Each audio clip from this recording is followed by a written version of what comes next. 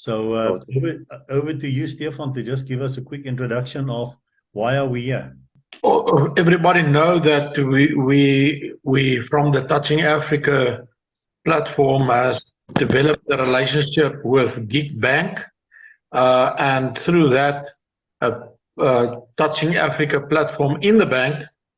And for the most of the people, it's still they heard about it, but it doesn't make a practical picture yet.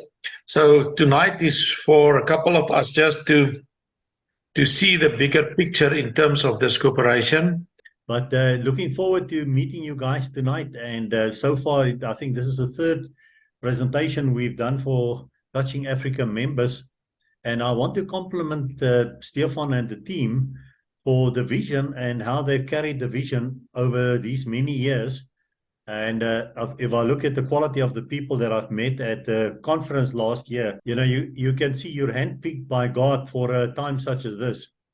So we as Gig Cooperative Bank are privileged to be associated with Touching Africa and bring the bank component to their membership structure. So we developed then a Touching Africa membership, which we will unpack a bit better towards the end. But just to give you the philosophy and why for the two teams it makes sense to work together, we put this presentation together called the Touching Africa membership in conjunction with the Gig Cooperative Bank. So in your membership on the website, you'll see two lines that I've just highlighted there. Access to the Touching Africa Cooperative Bank in conjunction with Gig Institute in the form of free financial training, and then also participation in financial services to open a bank account provided by the Touching Africa Cooperative Community Bank on the Gig platform. This can be a platform for savings account and open the doors to interest-free loans. So I'm going to unpack it more in our presentation as we go. And the first thing I want to do is to just bring you into the picture of the various entities that we work with in the Gig community. And Gig stands for Generational Inheritance Group. And that's a vision that we received that started in 2008. And to put it together, we had to then first put together the Gig Institute, which is our training and support organization, where people can start even for free. And it's all built into the Touching Africa membership. Then the Gig Cooperative Bank, we started off as a CFI, Cooperative Financial Institution, but we got our license in February last month as the first cooperative bank in South Africa with a national license. So I'll unpack that a little bit more. And then we also got the Gig Club, where every Sunday night for an hour, we have different speakers over different topics to help people through their journey. But just to bring people into the picture, what is Gig? And when we say generational inheritance, what do we mean? I did a number of things. So the son of a pastor, studied, worked for government facilities, the NEL, South African Housing Trust, IDC, business partners, and then got retrenched in 1992 when I was a married man with two kids, about 4 and 6 years old. And that came quite as a shock to my system. But then God used that period to get my attention to say, don't worry about a job in the corporate anymore. Work with your wife. You need to be in business. And that started us on an opportunity. My wife at that stage was part of Golden Products. We worked together in 1994 with the change of government. The doors opened up. I planted the business in Kenya, Uganda, Tanzania, Rwanda.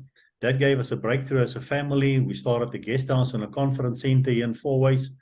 And in 2005, I discovered the International Christian Chamber of Commerce, and I started to learn about kingdom. And in 2008, I discovered this ancient truth, a rediscovery of an ancient truth, which you guys are Christians, so you'll know it's a scripture somewhere in the Bible, but it's in the amplified version that says, a good man leaves an inheritance of moral stability and goodness to his children's children, and the wealth of the sinner finds its way eventually into the hands of the righteous, for whom it was laid up. Now, initially, I just thought, the way I got trained in Christian circles, that this verse basically says the wealth of the sinner will come to the Christian. Just claim it and it'll come. Then God started to get my attention and he said, understand the context of Proverbs. When it was written by Solomon, it had a history already where wise men of old would observe nations, and when they see something that's always true, whether it happens to a Christian or a non-Christian, an old person or a young person, but if you do action A consistently, the results will always be action B.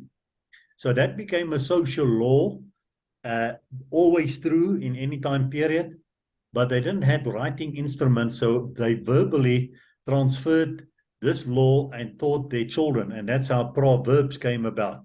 So by the time Solomon came to earth, he was both a wise man and a rich king, and God prompted his heart to say, write down these wisdoms for posterity's sake. So if you then unpack this truth, which is a social law, in layman's language, it says, in any time period, under any economic or political or religious condition, if you can find a man, woman, or couple that dedicate their earthly lives to leave an inheritance that benefits society, moral stability and goodness, but will still be functional during the time of their children's children, grandchildren. That's part A of the equation. Then for that family, and that family only, will the promise be true. The wealth, the unused resources of the sinner, families who miss the mark, will end up in the hands of the righteous, families who do the right thing, for whom it was laid up. Now that put a whole new spin on things for me, and I got excited because at that point in time, I wasn't really on the way to leave an inheritance for my children's children. But then in further studies, we discovered this little graph that helps to explain it, which on the horizontal level, it's your lifeline in years, and you can expect to become 80 years old, and that makes you generation 1, and the vertical line is then your impact in society. So 99.99% of people are programmed to live the yellow line, the one generation line, which says I get born in a family line somewhere, I grow up, I then try and find a job or career where I can make the most money possible in the quickest possible way, because around about 50, it becomes increasingly difficult to keep my economic momentum. And the financial services said, if you then saved enough and take out enough policies and eat your money slowly enough, it should last you until your dying day. Would you agree that's more or less the thinking out there by most people? And that makes it sad, because it makes you a consumer in your lifetime. Make it and eat it. Your children start at nothing, make it and eat it. Their children start at nothing, make it and eat it. And if you look at elderly people in our society today, I think you'll agree with me, most elderly people are living their last days somewhere in the backyard of someone's house, being considered almost a financial burden for the family. So that's not exciting, but how do we escape it? So unpacking that Proverbs 13:22, and just take it one generation further, what if during my lifetime, and let's say I won't get much older than 80, but my mind is not with my life, whereas this guy's about me, mine, I for now, and he's then easily manipulated by the politicians, by the media, and so forth. But what if you then focus on the next generation, and let's say you were 30 when you had your kids? How do you focus that far into the future, 30 years beyond your death? Because I tell you right now, people can't focus longer than the next announcement of load shedding. So people have become very narrow-minded. But if you can do that and you teach yourself by asking a simple question daily, How will this business decision, this relationship decision, this career decision, how will that benefit the time when my children will be elderly people? And I think you will agree with me. If you can have that sort of preview on every decision you make, you will start making decisions differently. You will not be motivated by the greed and the bling and the impression that you make on society, but you'll do it for that future. And you'll start studying trends and buy that piece of land outside on the outskirts of town. And for the next 15 years, struggle to just pay it off. But then 15 years later, the town has developed, and that's now a new suburb. And people say, wow, you're lucky. So for people who do the green journey, when the other person's economic journey goes down, their journey starts to kick in, and decisions they made many years ago starts to kick in. And this person, even at the elderly age, maybe a week before he's passing on, might still be involved in signing a contract, knowing that he won't be around to see the fulfillment, but he's already trained his children correctly. Now, I don't know about you, but I don't even know many people of this caliber. And yet God gave us Proverbs 13:22 as a whole new measure, a yardstick for society. And if we unpack it, he basically says we have to follow the purple line, where on a daily basis, doesn't matter how poor and humble our beginning is, but ask ourselves, how will this relationship, business decision, career decision impact the time when my grandchildren will be elderly people? And many people don't even have grandchildren at the time of seeing this presentation. So you have to do it by faith. But we believe for every family, there's at least three identifiable, growing, and sustainable income streams or businesses that if they just be placed in the right environment, they will be able to unpack it, provide jobs for eventually hundreds of employees. And importantly, they need to take their children with them on this journey so that their children understand the language of generational wealth, that we are not owners, we are stewards. We are not builders, consumers, we are builders. And if you can imprint that in the hearts of your children, even if they don't take over from you in business, doesn't matter, make sure then you put it in the right legal structures, trust companies, and do succession planning, even if you bring in outside people to help you, but do it in such a way that what you build up, some shares are still available and could be of benefit to the time of your grandchildren. And then for families who do this, in spite of humble beginnings, at the end of the first founding parent's life, and as you get older, you have more and more means to impact society, you enjoy your time fully, and then one day you're called home, and now your peak became the foundation for your family on which the next generation will grow. And their peak becomes the foundation for the children's children. So for generational families, this economic line just keeps going from strength to strength. So that, in a nutshell, is then the generational journey. And for people who say, sign me up, I need to be on that journey because nobody in my family has done this. I'm that groundbreaker. So to get out and then start your own journey, you need to understand the journey for that founding family. Because when you start off, you find yourself in economic pain and lack. That's the way you are programmed by the education system that uses the 12 most important years of a child's life to train him how to look for a job instead of becoming an employer.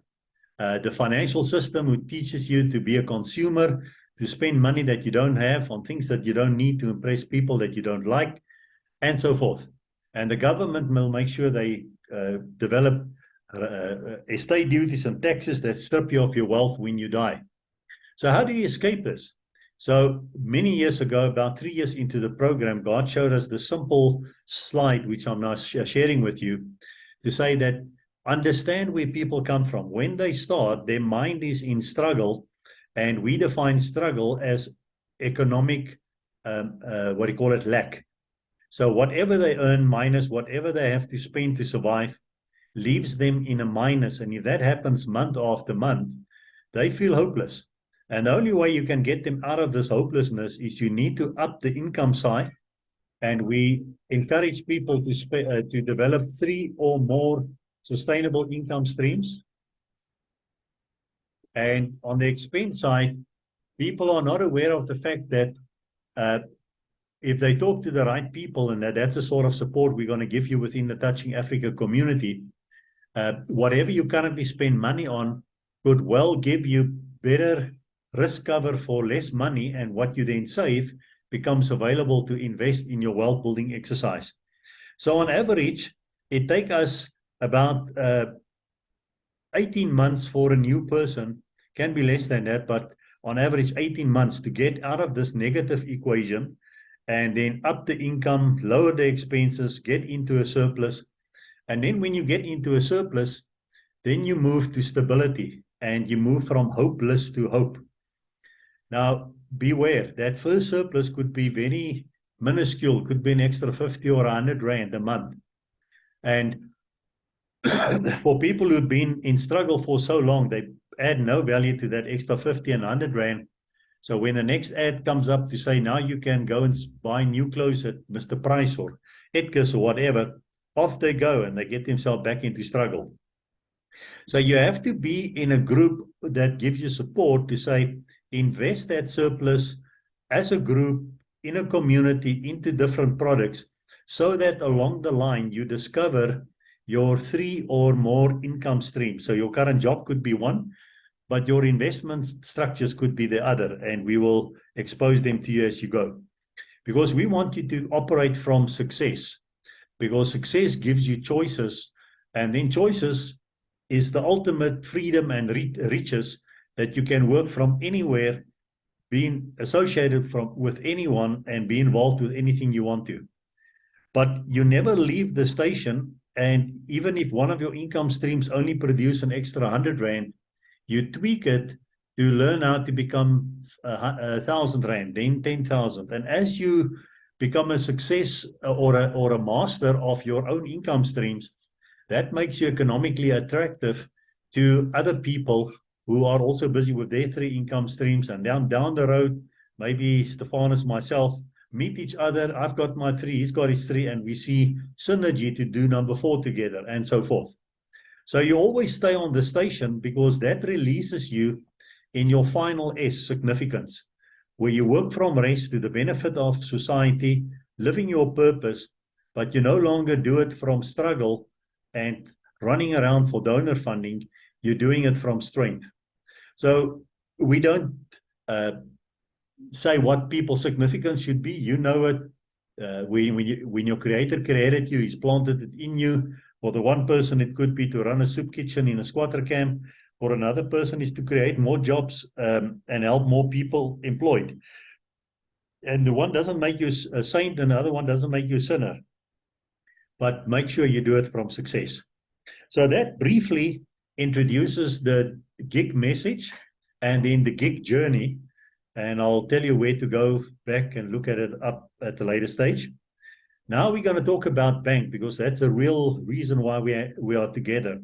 So before I met Touching Africa, they've already, as a group, decided sooner rather than later they need to become their own cooperative bank, because of all the opportunities they see out there, but they realize that the commercial banks are not orientated to work with them and see life as they see it. Now, just as a quick introduction, when I talk banks, I talk 3 kinds of acts. So most of you will think of commercial bank, the Absa, Standard Bank, Nedbanks, and so forth. So to become one of them, you need to be a company. You need to have 250 million in share capital. Then they'll keep you busy with court cases into the billions, because they don't want, the rest of the banks don't want you there, because the market is relatively small. But then once you're in there, why do people want to be there?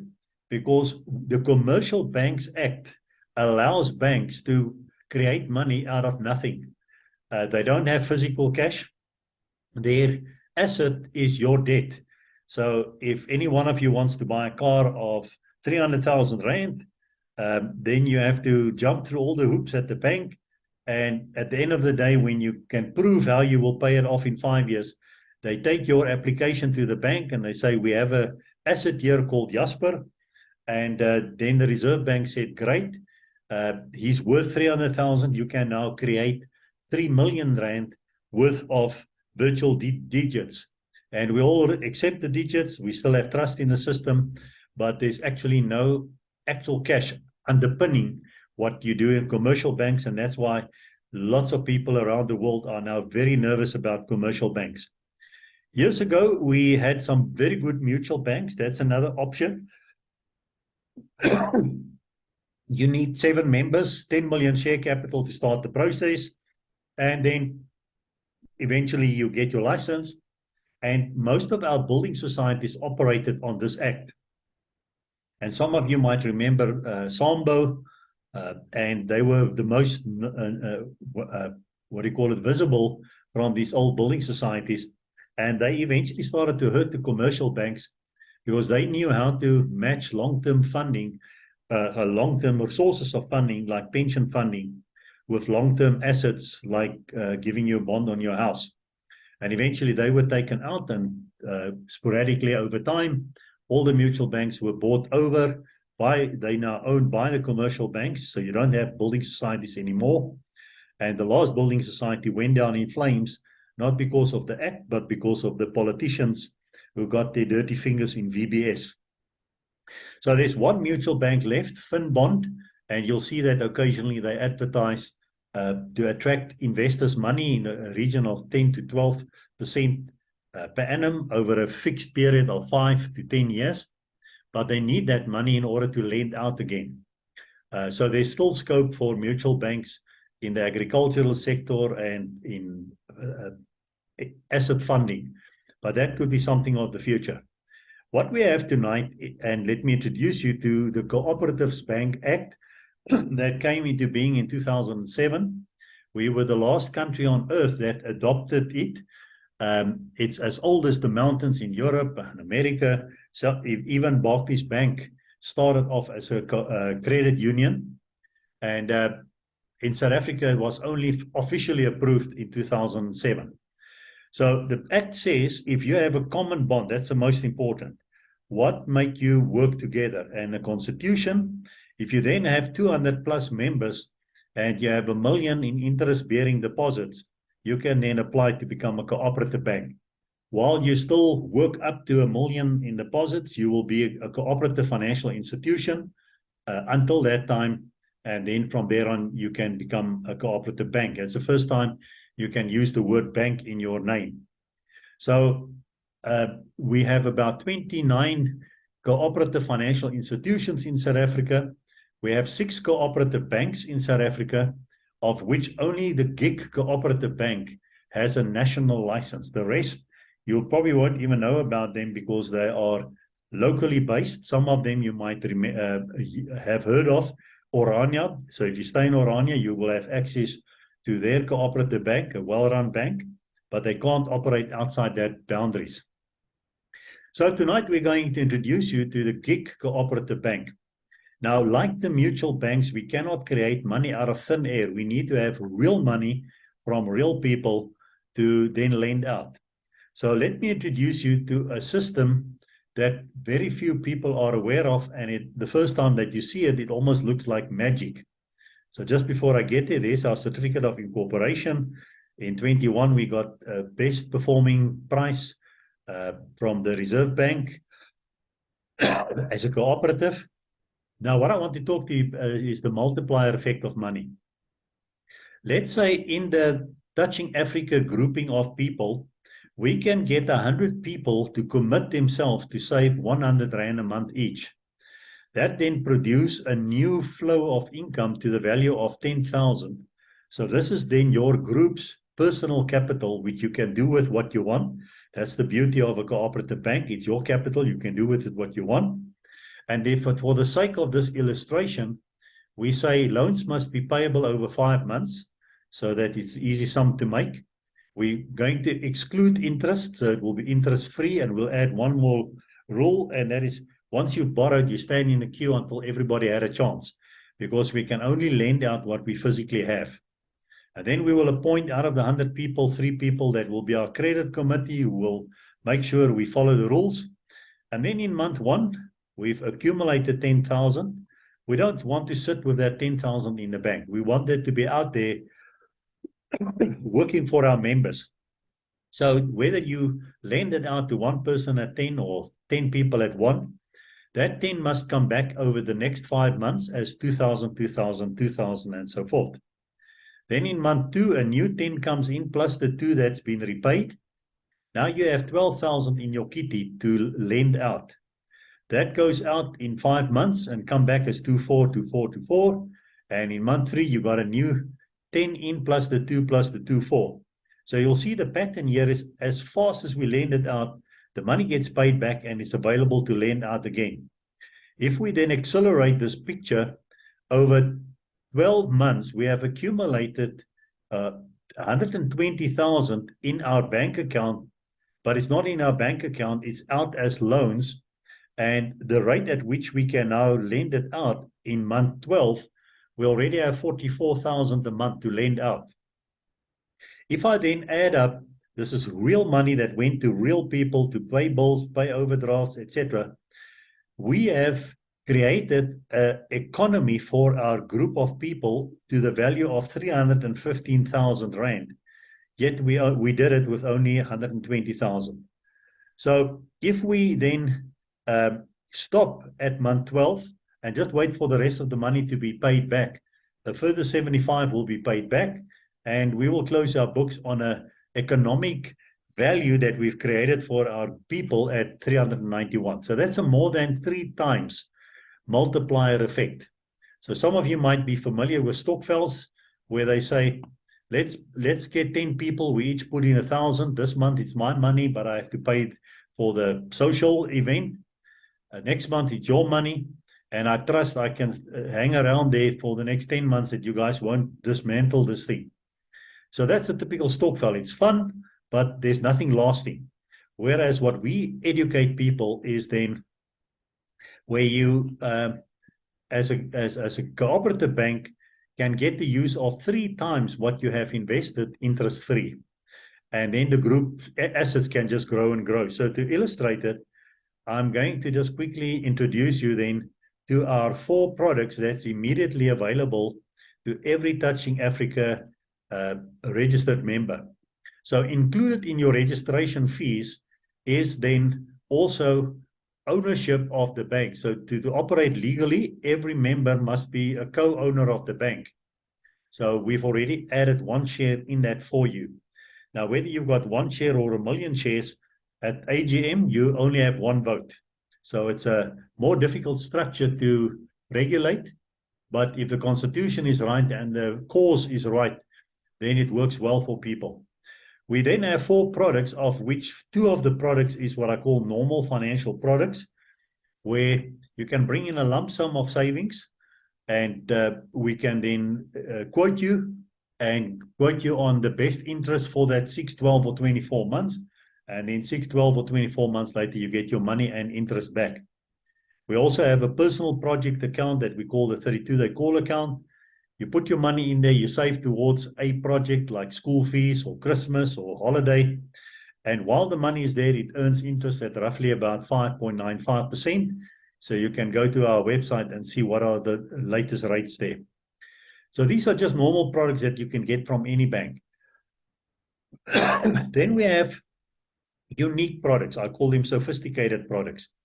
The one is an investor account where collectively we can then invest in business and property. And you guys in Touching Africa has got a fantastic base from where to co-invest in business opportunities, and we'll touch on that just now. But for the people outside Touching Africa, we already have access to a cattle feedlot project where monthly people can put in as little as 500 Rand. The money is tied up for 6 months.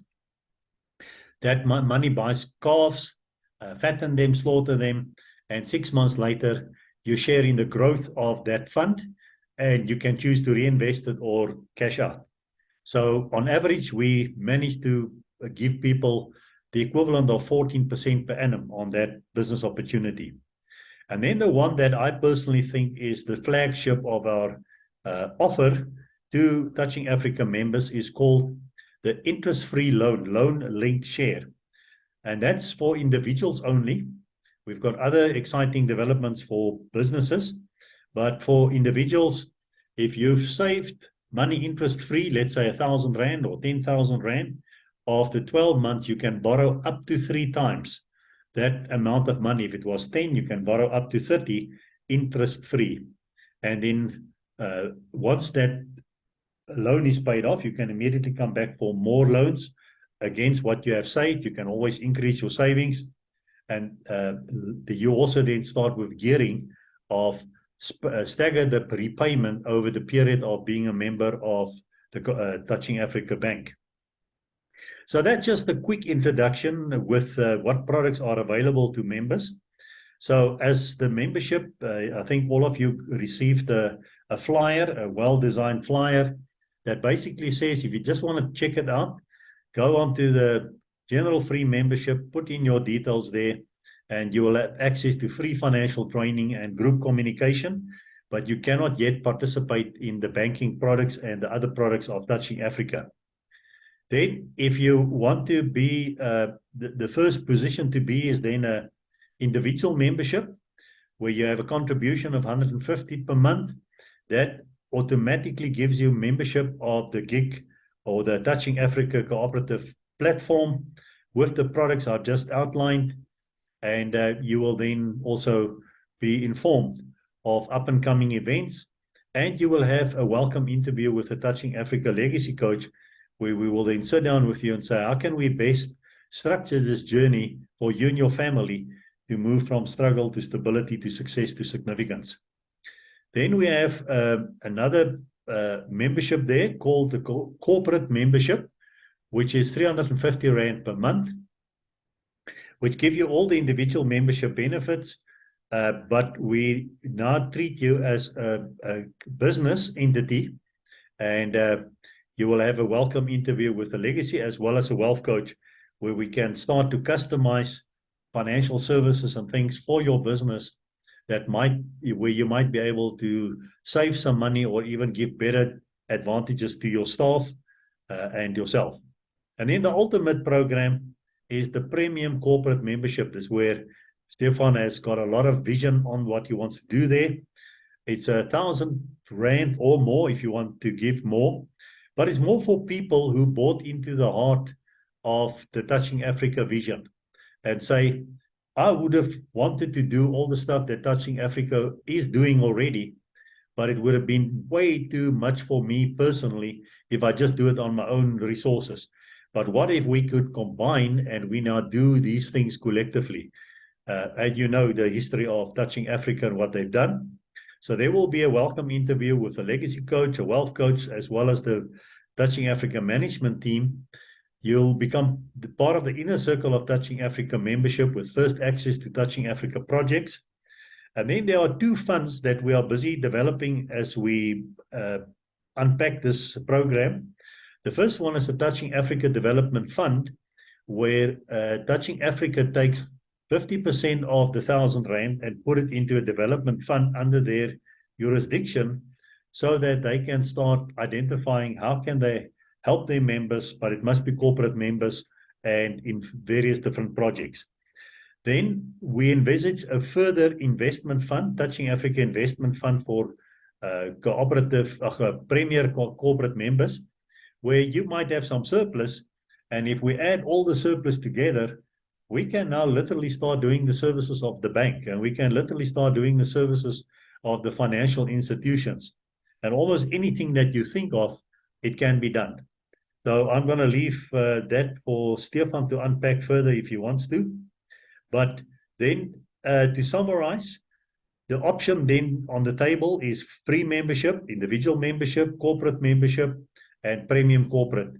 And if you want to know where do what does it cost me? 0 if you take the free, 150 a month for the individual, 350 for the corporate, and 1,000 plus for the premium corporate. And that's where you can also get access to the Section 18A certificate for donations and stuff like that. So what's the next step? Go to the touchingafrica.com website. There is the name. Then on the membership options, you'll see the different options, free, individual. Click on the one that is to your liking. I just programmed it for the individual member. Then if you go down, there is an initial registration fee so that we can buy you a share in the bank. And from here on, it will just be then the 150. But you can watch a video there for 4 minutes, and there's a lot of other things that you can watch. Then if you like what you see, you're ready, fill in the Mobi mandate. It's an online membership application form. It looks slightly different for individuals than for companies, but just go through it. If you have any questions, talk to Renee Maas, or that's the office number, and that's the email. And she's very helpful, and she is trained. She's just a bit on leave now for the next week or so. But the rest of the staff are in the office. They're working there. And that brings me then to the end, or is it the beginning?